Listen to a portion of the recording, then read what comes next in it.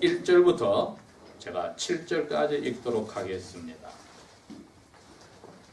그러므로 나의 지극히 사랑하고 사모하는 형제들아, 나의 기쁨이요 왕관인 지극히 사랑하는 자들아, 주님 안에서 이같이 굳게 서라. 내가 요디아에게 권하며 순두개에게 권하노니 이것은 그들로 하여금 주님 안에서 같은 마음을 가지게 하려 함이라. 내가 또한 참으로 멍에를 같이한 내게 간청하노니 복음 안에서 나와 함께 애쓰고 또한 클레멘드와 그 외 다른 동력자들과도 함께 수고한 이 여인들을 도우라. 그들의 이름이 생명책에 있느니라. 주님 안에서 항상 기뻐하라. 내가 다시 말하노니 기뻐하라. 너희의 너그러운 마음이 모든 사람에게 알려지게 하라. 주님께서 가까우시니라. 아무것도 염려하지 말고 오직 모든 일에 감사함으로 기도하고 간구하며 너희의 구하는 것들을 하나님께 말씀드리라. 그리하면 모든 총명을 지혜를 넘어가는 하나님의 평화가 그리스도 예수님 통하여 너희의 마음과 생각들을 지키시리라. 아멘.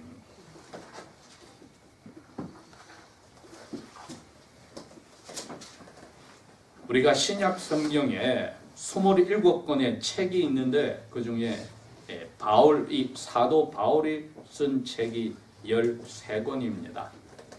그 중에 하나가 빌립보 교회에 보낸 편지인데 이 편지 내용이 이분이 쓰신 다른 편지들과 좀 다른 점이 있습니다. 개인들에게 편지를 썼다면 그 개인과 자기가 아주 가까운 관계니까 주로 영적인 아버지요, 받는 사람이 영적 아들이니까 아들과 아버지 사이에 쓰는 편지와 같고, 또 자기가 아는 친한 사람에게 부탁을 하기 위해서 쓴 편지도 있습니다. 그러나 교회를 위해서 썼을 때는 그 내용이 주로 그 교회에 문제들이 생겨서 자기가 주로 그 교회를 처음 시작한 개척한 선교사님이니까 그 교회 문제를 해결하기 위해서 편지를 쓰니까 그 내용들이 많이 무겁습니다.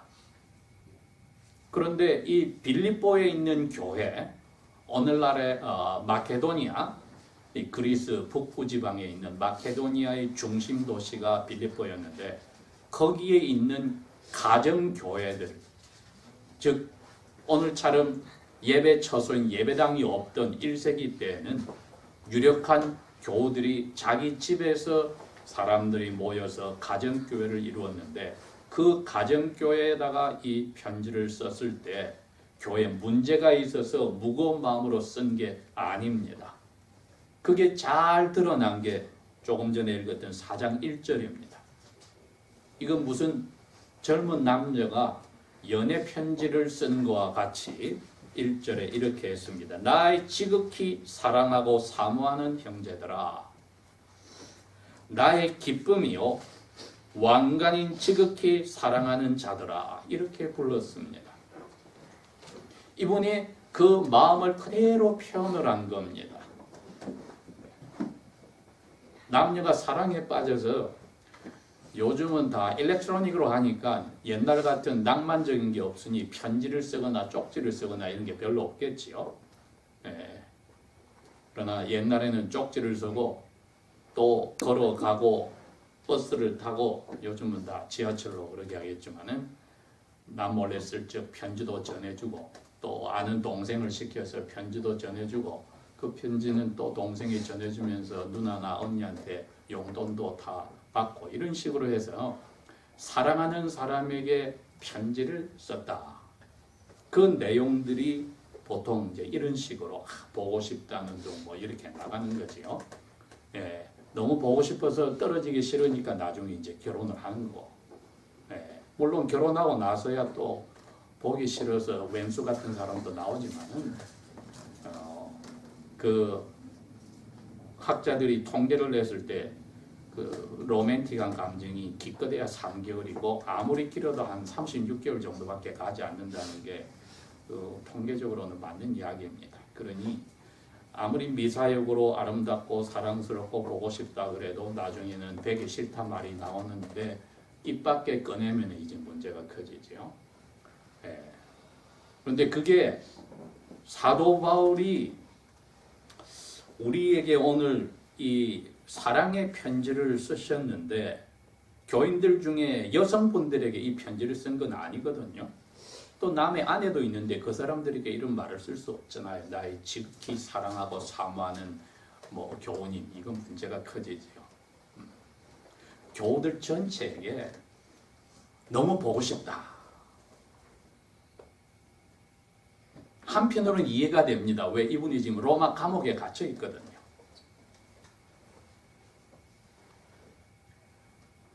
그것도 예수 그리스도의 명령에 순종하려고. 예수님이 그랬거든요. 너 왕들 앞에 가서도 내가 하나님의 아들이란 것을 가르쳐야 해. 그 말씀 순종하다 보니까 이 감옥에 들어가는 겁니다. 그러니 감옥에 있으니까 바깥에 있는 사람들에게 보고 싶어서 편지를 쓴다, 이해가 되지요. 그런데 이분은 감옥에 갇혀서 바깥에 있는 사람들이 그리워서 편지를 쓴 게 아닙니다. 이분이 감옥에 갇혔더니 로마 감옥에서 빌립보는 어마어마하게 거리가 멉니다. 하나는 이탈리아 남쪽이고 하나는 그리스 북쪽입니다. 그 빌립보 교인들이 자기들의 목자인 에바브로디들을 이 로마에 보내셔요. 왜? 바울 이 선교사님이 혹시 마음에 실망이라도 하고 낙담을 하실까? 격려해주고 또 가서 도와주고 또 음식도 챙겨드리고 하라고 이분을 보낸 겁니다. 그러니 이 바울 선교사님과 빌립보 교인들의 관계가 얼마나 서로 가까운지 우리가 이제 짐작이 가져요. 그래서 그 목사님이 찾아왔어요. 사도 바울을 찾아와서 감옥에 있는 분을 도와주고 있다가 병이 나버렸습니다. 하나님께서 바울의 기도를 들으시고 거의 죽을 자리에 갔던 병이 들린 분이 이제 나았습니다. 그러니 이제 사도 바울에 대해서 걱정하고 있는 빌립보 교인들에게 좋은 소식을 가지고 돌아가시겠도 하는, 이처럼 그 두 교회와 사도 바울 사이의 관계는 사람들이 오고 가고 편지가 오고 가고 하는 아름다운 관계였기 때문에 이분이 이 목자님을 파견하고 걱정하고 있는 빌립보 교인들, 그 가신 목자님이 또 아프다는 소식을 듣고 걱정하는 교인들에게 위로하려고 이 편지를 쓴 겁니다. 감옥에 있지만 나는 괜찮다. 너희들이 보낸 너희 목자가 여기서 죽을 뻔했지만 기도로 살아났다. 걱정하지 말아라. 그러니 빌립보 교인들에게는 한 말씀이 기뻐하라, 기뻐하라입니다. 여러분, 이 기쁨이 어려운 자리에서 회복이 돼서 기뻐하라면은 사람들의 마음에 와닿지요. 모든 게 다 잘 되면 감사가 입술밖에 립 서비스밖에 되지 않으나 어려운 자리에서 하나님의 은혜를 느끼면은 감사와 기쁨이 나오는 것입니다. 오늘 이 빌립보 교회가 그러한 편지를 사도 바울에게 받았습니다. 사도 바울 자신이 처음에는 유럽으로 선교 여행을 두 번째를 떠나려고 했는데 성령님이 막았어요. 성령님이 막았다고 그랬습니다. 스페인으로도 가고 싶고 이탈리아로도 가고 싶고 다 가고 싶은데 성령님이 막았다. 그런데 밤에 꿈에 환상에서 마게도니아, 오늘날 그리스 북쪽의 마게도니아 사람이 서서 우리한테 와서 도와주십시오 하는 꿈을 꾸었습니다. 그래서 성령님이 그래서 막았구나 해서 간 곳이 마게도니아의 중심 도시인 빌립보에 가서 거기는 유대인들이 별로 없어서 유대인 회당이 없어요. 그러니 평소에는 큰 도시로 가면 유대인들이 회당에 가서 전도를 했는데 유대인의 회당이 없으니 안식일 날 강가에 기도할 때를 찾아가다가 그 강가에서 야훼 하나님을 섬기는 이방인 여성을 만났습니다. 또 여러 여성들이 거기 있는 것을 알고 거기서 복음 선포를 하였는데 하나님이 리디아라고 하는 비단 장수 아주머니의 마음을 열어서 사도 바울의 말을 받아들여 예수님을 만나게 하였습니다. 그래서 그 아주머니 집에서 이 선교팀이 묵기 시작하고 또 길거리에 점을 잘 치는 악한 영이 들린 노예 소녀가 있었는데 그 주인들이 그 점치기에서 돈을 많이 벌었어요. 근데 그 악한 영이 사도 바울을 따라다니면서 자꾸 괴롭게 하니까 그 귀신을, 그 악한 영을 쫓아내버렸습니다. 그럼 이제 점을 못 치니까 노예 주인들이 돈벌이가 안 돼서 고발을 한 겁니다. 사도 바울 그 팀을. 그래서 이분들이 잡혀가서 두드려 맞았습니다. 두드려 맞고 감옥에 갇혔는데 밤에 사도행전 16장에 그렇게 되어 있습니다. 한밤중에 사도 바울과 실라가 두 손과 두 발에 착고가 채여서 깜깜하게, 그것도 지하 감옥, 제일 아래층 지하 감옥에 갇혀 있었는데 찬송을, 감사 찬송을 불렀다 그랬습니다. 그랬더니 지하 전체가 흔들려서 지진이 났더라. 자기들이 찬송할 때 차지 않고 있던 죄수들의 손발에 있던 착고들이 다 풀리고 사도 바울과 실라의 손발에 있던 착고들이 다 풀렸는데 밖에서 간수장이 자고 있다 깜짝 놀라서 보니 문까지 활짝 열렸으니 큰일 났구나. 그 지하 감옥은 위층 감옥과 달라서 그 죄수들이 도망가게 되면은 간수들이 대신 목숨을 바쳐야 됩니다. 그래서 이 사람이 죄수들이 도망간 줄 알고 내가 잡혀서 죽을 바야 자살하자고 칼을 빼서 스스로를 죽이려 할 때 바울이 그럽니다. 너 몸에 손대지 마라. 우리 아무도 도망가지 않았다. 그래서 이분이 사도 바울 앞에 엎드려서 선생님 어떻게 해야 내가 구원을 받습니까? 하고 자기 집에 모셔가서 매맞은 거 다 씻어주고 자기 가족 모시고 식사하고 말씀 듣고 세례를 받았다. 빌립보 교회가 그렇게 시작이 되었습니다. 이러니 이 교인들과 사도 바울의 관계가 이렇게 가까워졌지요. 특별히 간수장은 얼마나 더 사도 바울이 자기가 감옥을 지키는 사람이니까 로마 감옥에 갇혔다 하니까 얼마나 가슴이 아프겠습니까? 어려운 자리에 들어갔을 때 여러분, 성경은 우리 그리스도인들에게 너희들이 유혹에 빠질 위험이 있다고 합니다. 유혹에 빠질 위험. 즉 우리의 믿음이 어려운 자리에 들어가면은 넘어질 수 있다. 어떤 때는 유혹이란 말을 쓰고 어떤 때는 시험이란 말을 씁니다. 사도 바울과 그의 선교팀이 이렇게 하다가 감옥에 들어가면 유혹에 빠집니다. 왜? 주님의 뜻대로 살다가 감옥에 들어가게 되니까 이게 제대로 하고 있는 건가? 우리에게 복을 주셔야 되는데 왜 우리가 감옥에 있지? 이렇게 안 되겠습니까? 그런데 성경은 거꾸로 너희들이 그렇게 되면 기뻐하고 즐거워하라고 되어 있습니다. 우리 보통 생각은 주님의 뜻대로 살면은 만사형통 모든 게 다 잘 돼. 이렇게 생각하는데 성경 거꾸로 내 이름 때문에 사람들이 너희를 괴롭히고 핍박하고 감옥에 넣고 하면 기뻐하고 즐거워하라. 그렇게 되어 있습니다. 그래서 사도 바울과 실라는 기뻐하고 즐거워 찬송하라 했던 겁니다. 우리에게 그런 일이, 어려운 일이 주님의 뜻대로 살 때 닥치면은 그게 우리를 시험에 빠뜨리게 하는 유혹의 시간이고 장소입니다. 보통 북반구에 있는 나무들은 겨울이 있기 때문에 겨울마다 나이테가 생겨서 그 나이테를 통하여 나무가 추운 겨울을 견디고 다음에 다시 자라나는 것을 봅니다. 우리의 믿음이 자라난다고 할 때는 그러한 추운 겨울과 같은 유혹과 시험이 있다 이겁니다. 하나님의 뜻대로 살려 할 때는 이 유혹과 시험이 있다. 빌립보 교인들은 자기 목자님이 파견을 가서 아파버리고 위로를 받아야 될 사도 바울은 감옥에서 아직 나오지 않고,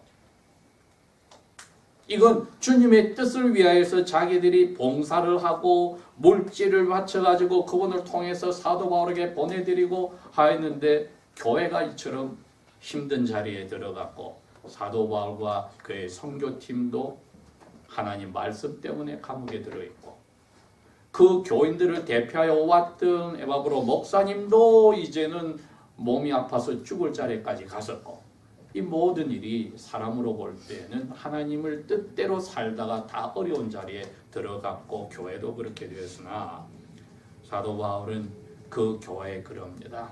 기뻐해야 돼. 기뻐해야 돼.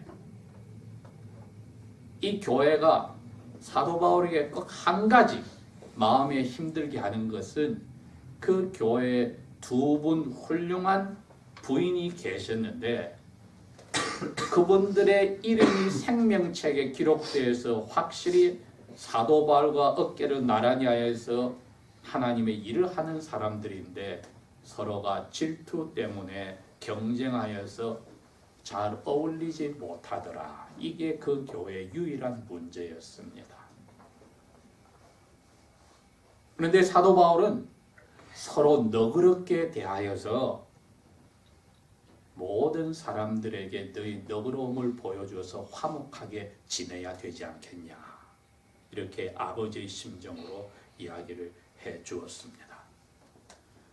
그러면서 너희들이 그런 일에 신경을 쓰고 다투는 것은 너무나 시간을 낭비하는 거야. 기뻐해야 돼.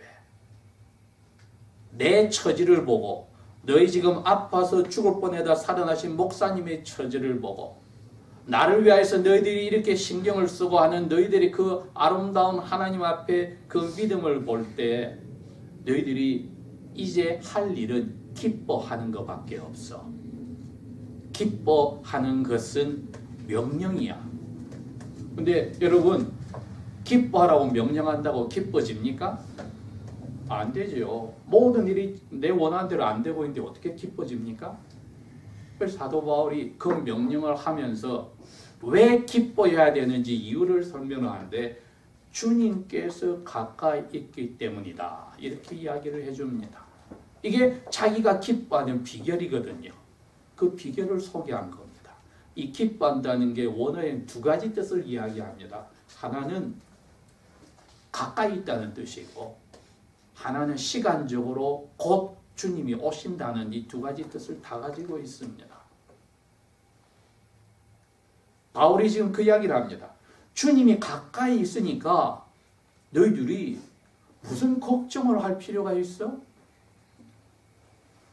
이게 첫 번째 뜻입니다.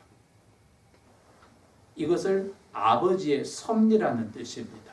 아버지께서는 너희 아들, 딸을 챙기고 있기 때문에 하나님을 사랑하는 아버지를 사랑하는 너희들, 하나님의 아들, 딸로 부르던 너희들에게 일어난 모든 일은 다 나중에 하나님이 제일 좋게 만들어줘. 로마서의 8장 28절에 그 이야기를 했습니다. 하나님이 너희 곁에 가까이 계셔. 이 말은 이 아버지가 아들, 딸 챙기듯이 챙겨준다는 것이지요. 이걸 우리는 성경에서 아버지의 섭리라고 합니다. 우리의 최선을 위하여서 옆에서 일을 만들어서 쫙 뽑아주신다. 특별히 이 가운데 부모를 떠나서 떨어져 있는 우리 나이로 학생들도 있는데 당장 자기가 어려운 일을 당했을 때 그 누구에게 호소할 수도 없고 도움을 받을 수 없을 때 오늘 이 말씀을 생각해야 합니다. 나보고 이 가운데서 기뻐하라고 했어. 그런데 나는 지금 울고 싶은데 누가 뺨을 때려주면 속 시원하겠는데 기뻐하라니 이거 어떻게 기뻐해? 그런데 사도 바울은 감옥에서 기뻐해. 그러니까는 그러면서 아버지 하나님께서 가까이 계시니까 너희에게 일어나는 거 아버지가 보는 거하고 너희들이 보는 거 입장이 달라. 그런데 아버지 보는 게 맞아. 그러니 무조건 아버지께서 너희를 위해서 나중에 선을 이끄는 그 일, 섭리를 믿고 기뻐해. 그런다고 저절로 기뻐집니까? 머릿속은 되는데 마음은 아니거든요. 그 다음에 주신 게 이겁니다. 기도하면 돼. 이게 기도하는 방법입니다, 여러분. 기뻐하는 방법입니다. 아버지께서 우리에게 아들 예수님이 곧 오니까 그때까지만 참아. 그러니 그것을 기대하고 기뻐해. 보고 싶은 사람이 이제 며칠만 지나면 만나니까 생각만 해도 기뻐하지. 그 기쁨을 너희들이 가질 수 있어. 혹은 아버지가 너희 옆에서 챙겨줄 거야. 그러니 기뻐해. 당장 어려운 일이 있더라도. 그런데 하나님이 그렇게 명령만 하지 않고 기뻐하는 방법을 주신 게 기도해. 아무것도 염려하지 말고 기도해. 그러니 여러분, 일이 터졌습니다. 그러면 이리저리 뛰고 다 해보고 나서 나중에 기도하는 게 아니라 터지는 순간에 이거는 기도하라고 주신 문제구나 하고 기도부터 시작하는 거예요. 아버지하고 시작을 하는 겁니다. 가까이 오실 주님하고 시작하는 겁니다, 여러분. 이게 기도할 수 있고 그 기도 때문에 기뻐하라는 명령을 우리가 지키게 됩니다. 걱정하지 말고 기도해. 일이 터졌으면은 그거는 우리 보고 기도하라는 기도 제목입니다. 걱정하라는 제목이 아니라 기도 제목입니다. 걱정, 근심으로 에너지를 쓰라는 뜻이 아니고 그 일이 생기자마자 기도 제목으로 바꿔서 기도로 에너지를 쓰라는 거지요. 그러면은 기도 가운데 하나님께서 가까이 하시는 자기에게 가까이 하는 자들에게 모든 걱정, 근심을 하나님께 던지는 자들에게 제가 지금 시편 기자가 한 이야기입니다. 55편 11절. 그리고 베드로가 5장 7절에 베드로전서에서 한 이야기입니다. 하나님께 가까이에서 걱정, 근심을 던지는 자, 기도로 간절히 구하는 사람들에게 하나님이 예수 그리스도 안에서 그 마음에 잔잔한 평화를 준다. 그건 사람 머리로 이해가 안 돼요. 지금 사건이 터졌는데 방방 뛰어야 되는데 평화를 준다. 그 평화를 가지면은 빙긋이 웃는 기쁨이 생기는 거지요. 그래서 빌립보 교인들에게도 자기 자신 사도 바울에게도 에바브로 목자님에게도 똑같이 공유하는 게 그겁니다. 기뻐하라는 명령은 너희들이 하나님의 뜻대로 살 때 분명히 일들이 시험이 유혹들이 어려운 일이 생길 때에 그것을 기도로 갖다 놓는 이 방법을 쓸 때 기뻐하라는 것은 저절로 되느니라. 왜? 하나님이 아버지가 너희들을 해결해 준다는 평화를 꽉 넣어주니까. 도저히 이해가 안 되는 이 어려움 속에서 이해가 안 되는데 마음의 평화를 그리스도 안에서 넣어주니까 걱정, 근심을 기도로 바꿨더니 평화가 들어와서 그 평화로 우리의 영혼이 기쁨으로 차오릅니다. 이 순서는 바뀌지 않습니다. 감옥에 있는 사도 바울이 자유로운 가운데 있는 자기의 지극히 사랑하고 사모하는 형제 자매들과 자기의 기쁨이요 왕관이고 지극히 사랑하는 교인들에게 이 비결을 가르쳐 주면서 내가 그렇게 하고 지금까지 살았고 그렇게 살 것이니 여러분도 그리하라고 다 다툰다도 하는 그런 사치스러운 삶은 가지지 말고 너그럽게 품어주고 그 유혹을 이겨서 기뻐하는 비결을 터득하여 평화 가운데서 기쁨이 자연스럽게 나오게 하라. 이거 절대로 어려운 거 아닙니다. 기도하겠습니다.